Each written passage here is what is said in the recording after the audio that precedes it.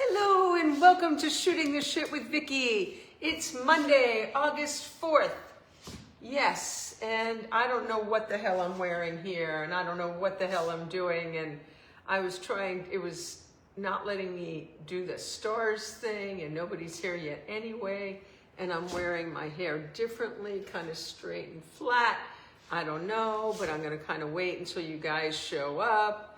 And I'm going to pull my pants up, and I'm going to yak, and oh my God, I can't believe I'm that late. Yes, I've been that late for the last couple of weeks, and you know, I'm sorry, I'm in summer mode. Somebody's here. I can't tell who. It's not telling me who.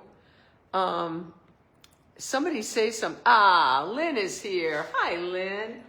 I'm still in sort of the wedding mode thing, and actually I'm going to read today from Don't Jump, Sex, Drugs, Rock and Roll, and My Fucking Mother. This is my reading. It doesn't look like this when you get it from Amazon. It's bound, but this is mine so that I can read from it and easily turn the pages, because the wonderful Rick Smolke made it for me. And yeah, I got really sentimental about the whole wedding thing, and I was remembering mine, and we had a beautiful ceremony, very, very different than Samantha and Tristan had, but beautiful nonetheless in a very different way. And my wedding was kind of chaotic because I was the wedding planner, and the bride should not be the wedding planner, and we got married in a rock and roll club that I was booking and promoting, and that's another thing you should never do. Don't get wed where you eat, or you know what I mean. And anyway, I'm going to get to that when some more people show up. I'm going to talk to you a little bit first about the week. So when last we met, it was Monday. I was very emotional last week, coming down off the high of the wedding and feeling really sort of insecure about my place in the world with, you know, as a mother and Samantha's mother and all of that. I'm not getting any notifications. This is really upsetting. Would somebody talk to me so I can see if it's Mercury retrograde and we're kind of right smack in the middle of it? Hi, Jan. And so all kinds of things are crazy. Hey, Esther, there we go. Ah, there we go. You forgot, well, I kind of forgot too. No, I didn't forget. Hi, Carol. Hi, Pia. I didn't forget, but, oh, thanks, Lynn. Love back at you. I didn't forget, but I was busy doing other things. What was I doing that was so important today? I got on the elliptical. I had to do that before I got in the shower. Snuffy and I took a swim. We were loving each other up. What else did I do? Oh, I led a workshop today, a Women Who Write writers workshop, and that was wonderful. It always is. And then I got caught up doing something, made some doctor's appointments, my elbow hurt, you know, taking care of some business, and I turn around and it's like, whoa, you're going to be late, and I'm late. So I apologize for being late. You know, I keep saying maybe I should work on showing up at 5 on the dot for this show. But I feel like this show is footloose and fancy-free. I take Game Changers very, very seriously because I have a guest involved. But with you guys, I figure you're hanging around, you're on Facebook, you're not on Facebook, you get a notification, you can check over on my page and see if we're live yet. I don't know. I just feel very relaxed about it. But maybe I can grow up and be more responsible with it. What else is going on? So anyway, so Monday, yes, very emotional for me. And Samantha said all the right things, And I still thought, oh, okay. And then we had a great day on Wednesday last week. Tristan came over to swim with Harry and my stepson, Christopher, and his beautiful bride, Amy. And Christopher's been in my life since he was a little boy. He's now 54. I've known him since he was 8, I think. And I was married to his dad. Anyway, so it's a long history we have, and he gets along great with my kids, and he's wonderful. His wife, Amy's wonderful. And I guess Harry and Tristan went out, bro-in-laws, for the first time, I guess, on Tuesday prior. and spent the day together, and that's lovely. And things do change with marriage. Things do change. I have this whole other feeling of love and attachment to Tristan now. And it's funny because even Snuffy's been saying the last few days how much he misses Samantha and Tristan. They're off on their honeymoon in Kauai. And yeah, there's just all this family feeling. Lynn, you know about this. There's so much sense of family and commitment and attachment and all of that stuff. So anyway, on Wednesday, the kids came over to swim, the kids. And I actually swam too, which I like never do. And with the kids, I swim with Snuffy all the time, but I actually swam with the kids. And we were expecting to meet Samantha over at Salsa and Beer because she was still working. She worked until Thursday. And it turns out that she was able to get off early, and she came and met us over here. And we played a game of Phase 10, which is the thing we do here. And then we headed over to Salsa and Beer and had a ridiculous dinner. And of course, all the weight that I lost for the wedding, which was 7-8 pounds, you know, between the rehearsal dinner, the wedding, the brunch, Snuffy and I having sushi that night. Then we had pizza with the kids for lunch, and then we went to Salsa and Beer. Like 5 of those pounds right back on. I mean, it was so unfair after I worked so hard to lose it. So it took so long to bake it. But anyway, back on the horse, behaving now and determined to, lost a pound or 2 of it back. And now I'm, you know, okay, I'm going to lose that, and I'm going to lose another 10 because I'm on it now. I'm on it. I'm with, yeah, I got a taste of it. I made a terrible fashion mistake at the rehearsal and buttoned this black thing that it was just awful. And I should have just left it open and it would have been great. And that was really silly, but nothing I can do now except cry over the pictures. And then I was wearing these big dark glasses that were so big, and that was another fashion error. So I've learned some lessons from the pictures. I always learn lessons from pictures.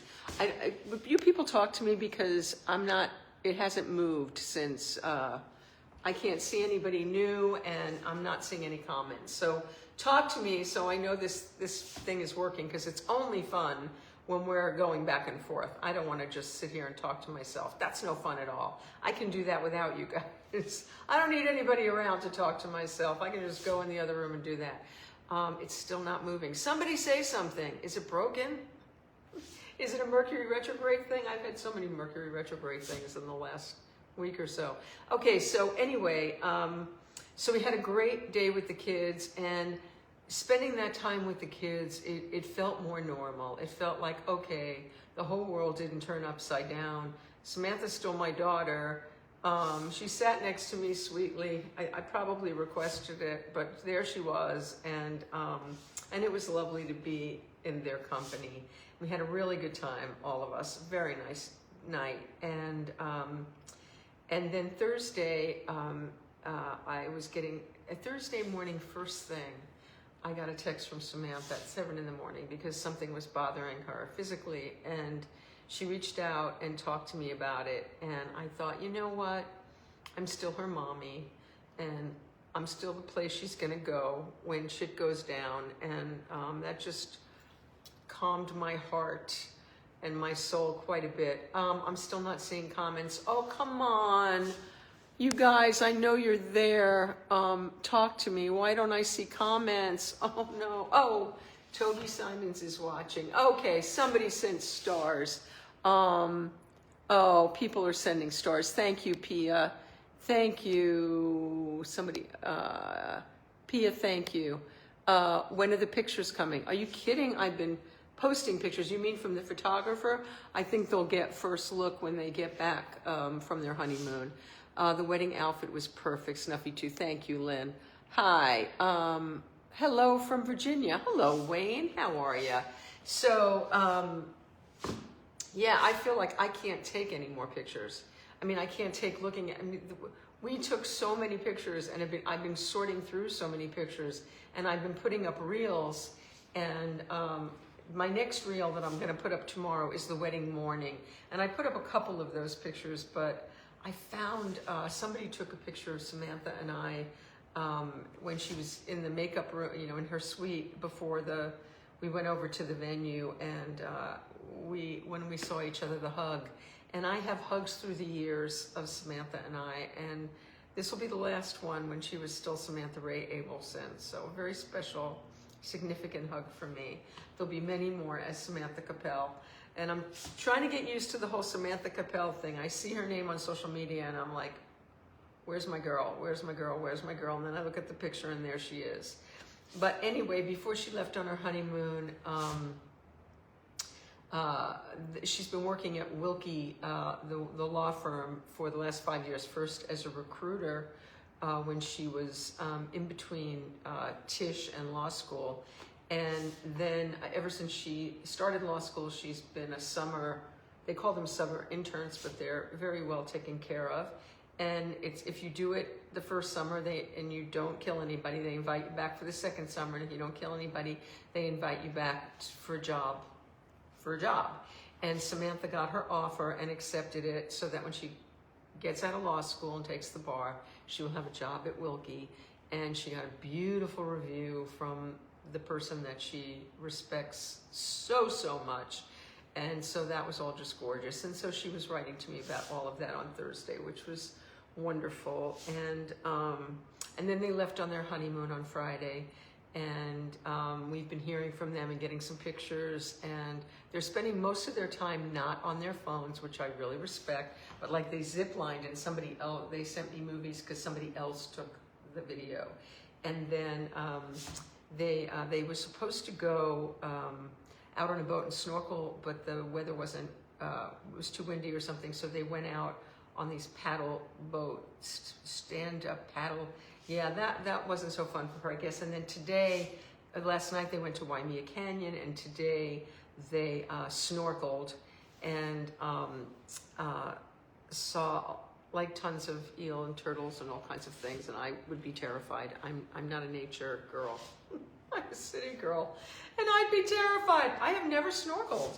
And I think I have to get over that and do it at some point. I've been in the Bahamas, I've been in Bermuda, I've been to Hawaii, and I've never snorkeled. It's ridiculous.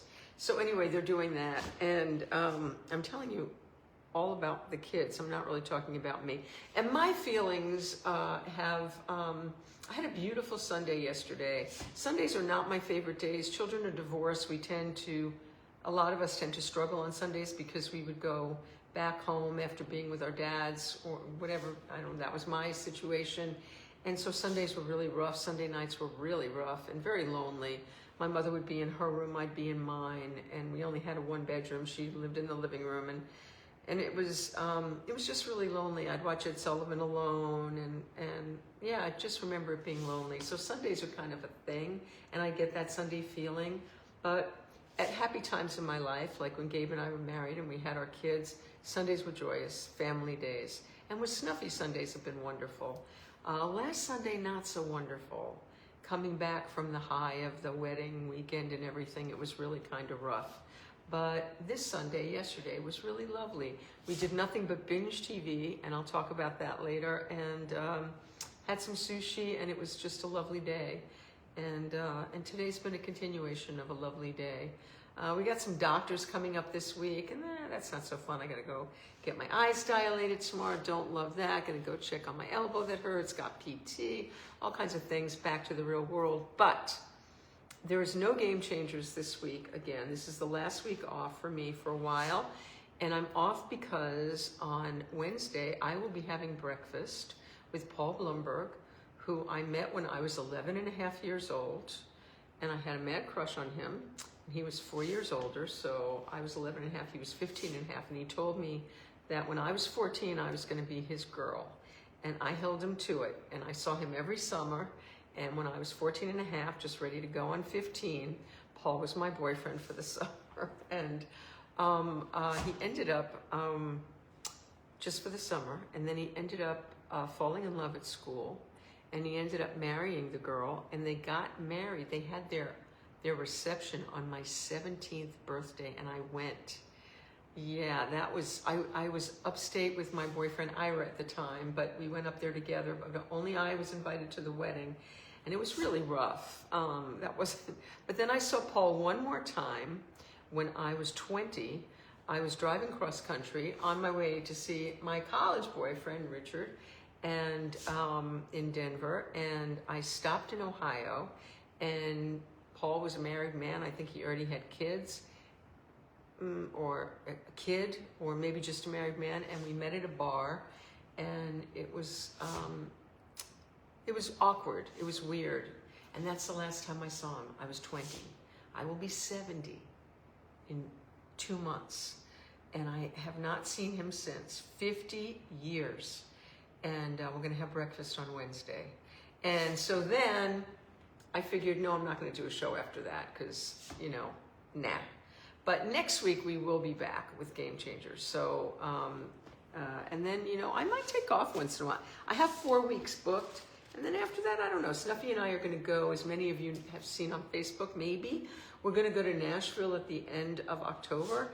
And then we're going to go to New Orleans. And on my birthday, on the 29th, we're going to see Paul McCartney, thanks to guitarist Brian Ray. Very grateful. And we're going to spend like 5 days in New Orleans and be there for Halloween, which I've heard is fantastic. So if you've got, we just made the hotel reservations, the plane reservations. If you've got restaurants to recommend in Nashville or New Orleans, please let me know. If you're going to be playing or know somebody great who's going to be playing in Nashville from the 24th to the 27th, or in New Orleans from the 29th through the 2nd of November, please let me know, because we're going to be looking for stuff to do. Catching up with a few friends who live in Nashville. We don't know anybody in New Orleans. So if you live in New Orleans, let us know. And really looking forward to that trip. We haven't traveled in a bit of a while. We were in New York last October for my birthday. So it'll be our first trip this year. And that'll be really lovely. So life is good, and I'm feeling really, really grateful. I'm really grateful. My daughter is happier than I've ever seen her. She's madly in love. Not madly in love. She's sanely in love with her husband, Tristan, and he is sanely in love with her. And I have a very good feeling about their union. And please write to me, because again, I haven't had a comment in God knows how long, since Wayne said hello from Virginia. Say hi, let me know that you're there. Hello. And it says there are 0 stars, but I saw Pia gave me stars. So I don't know why that's going on. When I was signing on, I couldn't even sign on because it wouldn't, anyway. So anyway, I thought I would read from Don't Jump, Sex, Drugs, Rock and Roll, and My Fucking Mother. And I thought I would read, I didn't wear a contact lens. I should have done that so that I could read without glasses. I didn't even consider that. I wonder if I could read without, maybe I can read without glasses. Let's see. So I'm going to read starting on page 207. I think I'll wear glasses and just make my life easier. I could have thought this through and put a contact lens in, and then I wouldn't have needed glasses. But, you know, maybe glasses will be fun for a change. You guys are there, right? You're still there? I don't know if you're still there because I can't see anything. So, yeah, glasses are kind of fun, right? Glasses are okay. All right. So I'm starting on page 207. And I wondered, should I read about the leading up to the wedding and how it was planned? Should I read about the wedding itself, or should I read about the party? And I decided to read about the ceremony because I thought it's particularly meaningful for me.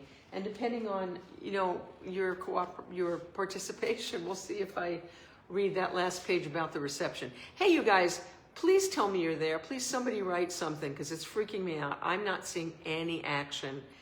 And I know there must be comments, because you guys are great about commenting, but there are only 5 comments on my thread. Oh, come on. I hate that. I'm sure I'll see them later, but I'd really like to see them now. Come on, come on, come on. Okay, here we go. This is this chapter in my book, this part, I didn't have chapters actually, is called I Do Part 2, because this was my second marriage. So here we go. Lenny and I had spent the night before apart, superstition and all that. Our first night alone in a long time. It added an extra touch of magic to the day. Before the guests arrived, we posed for pictures, signed the ketubah, which is a Jewish marriage license, and did a quick rehearsal with the wedding party. Not like Samantha and Tristan, it was a whole event.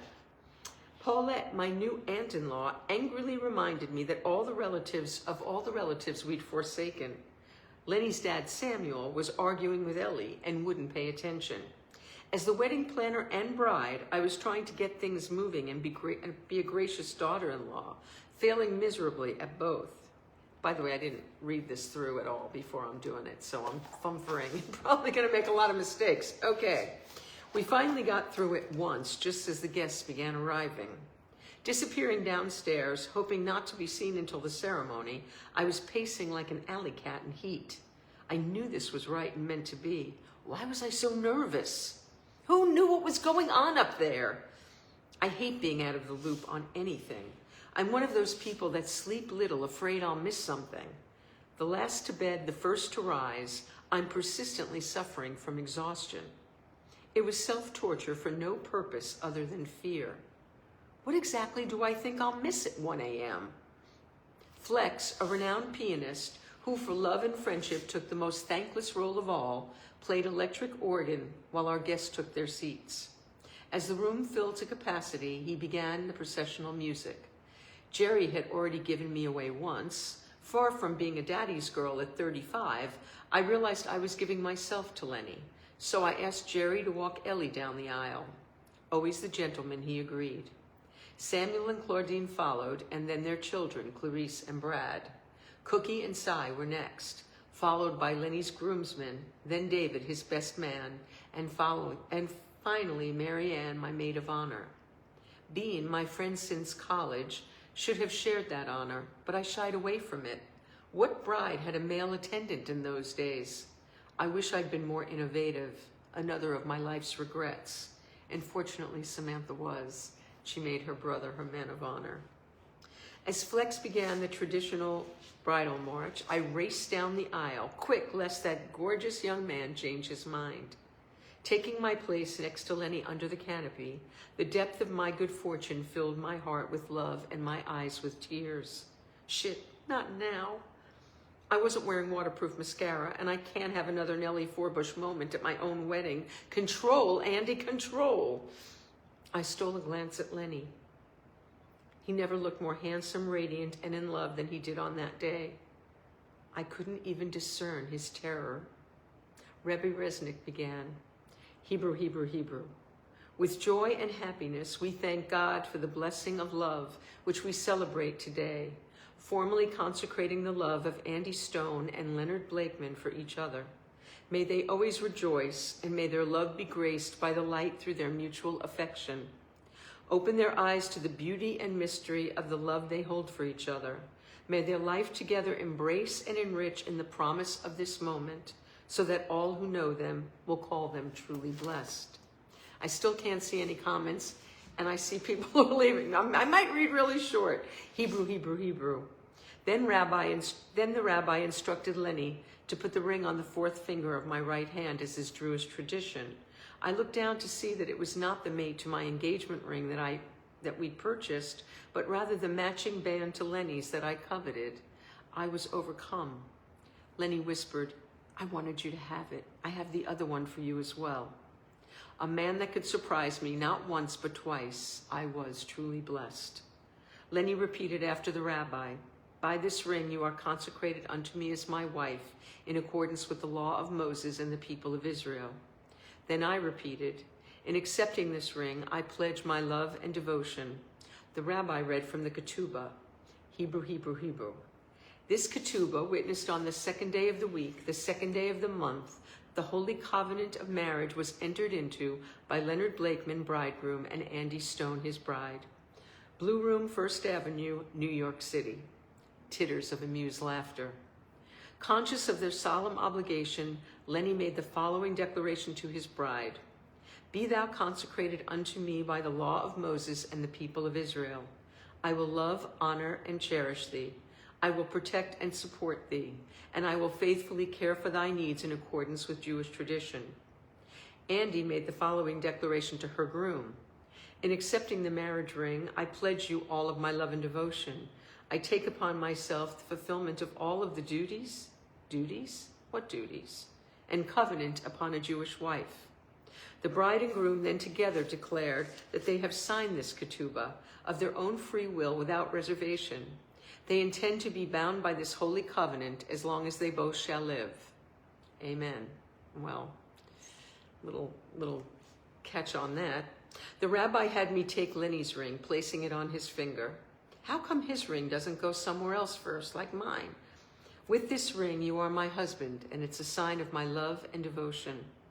My dear Andy and Lenny, the rabbi continued, I have to share with you that yesterday was my wedding anniversary. My wife and I have been married for 34 years, but the two of you created some problems for me. For the past month or so, my wife has been trying to get me to take a haircut. I didn't dare because I wanted to be able to look in keeping with the ambiance. With the ambiance when I did the wedding here. The crowd roared. Rabbi Resnick went on, so we've been going back and forth, and somehow, as we always do, we resolved it. I know that people always talk about a wedding as a very solemn moment. It's not really so much solemn as it's serious, because it's festive. It's a time to laugh, to look forward and ahead. I'm gonna cry now. With all of the verve and delight that I know the two of you are going to share. It's always a pleasure to stand under a huppah with a young couple who are willing, who mean enough to one another to stand in public. It's easy to say I love you in private. It gets a little more difficult when you stand in front of 100 or so people. I know the two of you are used to standing in front of people, waxing eloquent and getting laughs, and yet I've been watching you both for the past hour. And there's some nervousness. A bit of quivering, because it is a serious moment. It's a very beautiful time to be getting married. This coming Sunday evening in the Jewish calendar ushers in Rosh Hashanah, the new year. In a special, meaningful way, the two of you have really ushered in your own Rosh Hashanah, new year. There's a special beauty in being able to connect your private life with the period of the year in which people from Jewish tradition think and care very deeply about relationship. That's what Rosh Hashanah is all about mending what's happened and looking forward to a new start. And I would suggest to you that if you could take your example from the High Holy Day services, and here too, it's a serious day, but not a solemn one. It's an upbeat day because in our own characteristic Jewish tradition, we know we have made it. We might not have been exactly what we wanted to be in the last year, but we can start fresh with a brand new year. It's if the two of you, for all the years to come, could take each day as a Rosh Hashanah and have that, sense of excitement, that specialness that you feel for one another, and recycle it over and over again, so that when you're apart, the world lights up when you come together. The world feels better because you're there for one another. In a few moments, we're going to step on the glass, and I'm always asked why we do it. We step on the glass to inject a certain sense of sadness, and it's almost a lesson to the bride and groom. The lesson is that we're getting married for the totality and range of relationship. We're getting married to enjoy, to laugh together. I've learned as I peek at my own marital roots that it's really not that difficult to get somebody to love you when they laugh with you. It's more important to have somebody you love when times are hard. You both know that it's not that difficult to find somebody to laugh with you. You just stand up here in front of a microphone, and if your routine is good, they laugh. It's not that easy to get somebody who is willing to cry with you, and certainly not easy to get somebody who discovers that in sharing the difficult times, the relationship is made even stronger. In the outside world, we are supposed to be good winners and good losers. You know if you're a good winner and your day has been great. You can't boast. If the day's been lousy and everything has been wrong, you're not allowed to cry about it. It's not being brave. It's not being adult. But within the bonds of marriage, you can boast to one another and know that's really what you're there for. Oh, God. And you can cry with one another and know that you're also there for one another in those times. So you're getting married. And I know that if I stand here for an hour, I could not really tell you what it means to have the most challenging, most difficult, most wonderful of human relationships, to be somebody's mate. You, my friends, will discover that as the years pass by, just keep in mind that you want to constantly recycle the relationship. Keep it fresh, keep it new, keep it vital, and make sure that it remains the most important thing you have going on in your lives. Every day, a Rosh Hashanah. If you do that, then this moment will be a precious one for all the years to come. The room was moist with emotions. Rabbi Resnick nodded to my dad, Jerry. Taking his cue, he sang the Hebrew blessings with showbiz passion. Everybody cheered. The rabbi continued, "It's always the singers who get the applause." The crowd laughed uproariously. The joke, though funny, got even more than it deserved because nerve endings were so close to the surface. We were raw. Rabbi Resnick had touched us. He put his arms out in front of him, over our heads. He was not the tallest of men, so sort of, and began to chant, Hebrew, Hebrew, Hebrew. May the Lord bless you and keep you. May the Lord give kindly with grace as you share the years to come.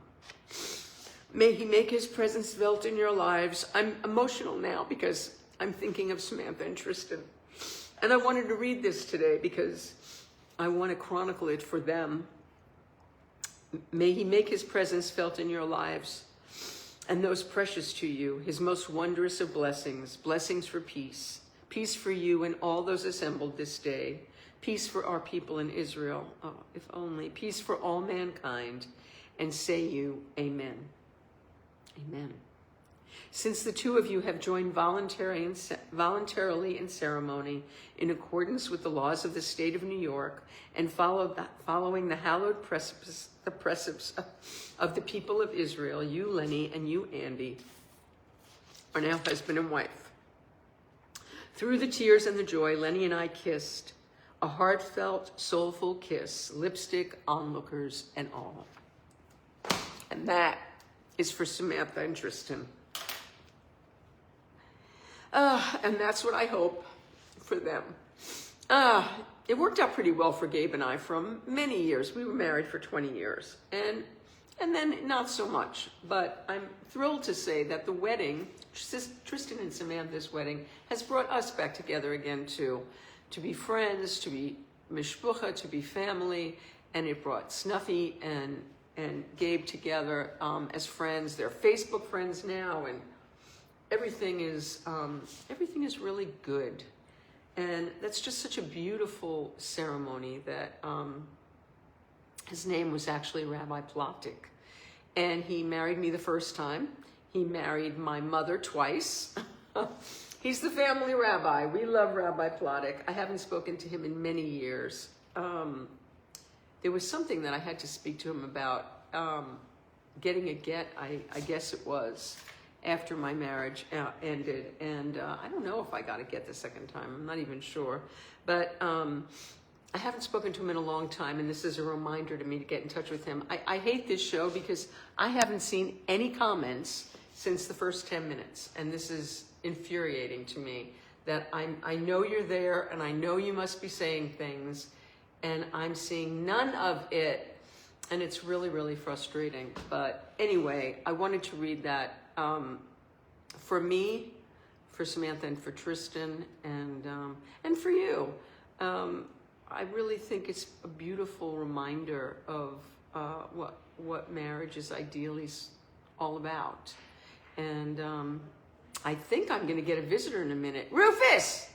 Rufus is coming out to bring you the word that everybody's writing you, and you can't see it. Really? I can't see any of it. It's so frustrating. Come on, Really? Rufus, come here. You guys are giving me stars. I have nothing on my screen. No, I have a hi from Toby and a hello from Virginia from Wayne. Rufus, come here.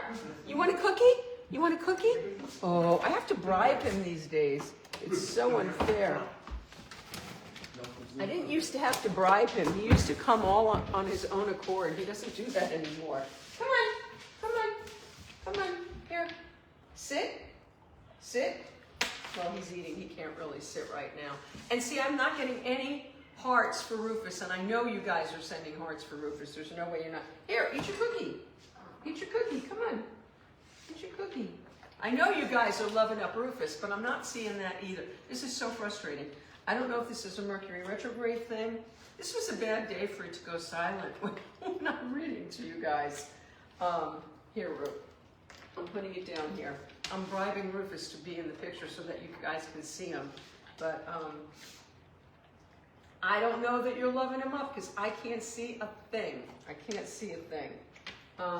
Did you be? Sit down. Sit. Sit. Sit.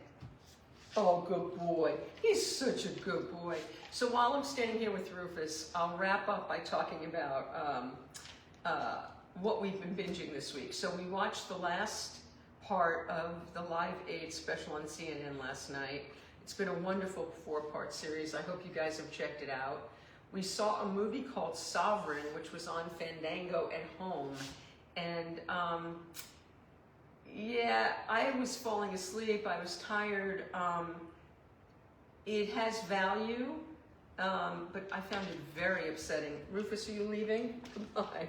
I found it really upsetting. And yeah, we went to the movies this week. We saw Together, which is billed as a horror movie. And I have to say, it did have a moment of scary. There was one point when we jumped out of our seats and grabbed each other's hands. I really liked it. The ending is kind of bizarre, but I liked it. But what we've been loving this week, Patience, it turns out, is over, which freaked me out.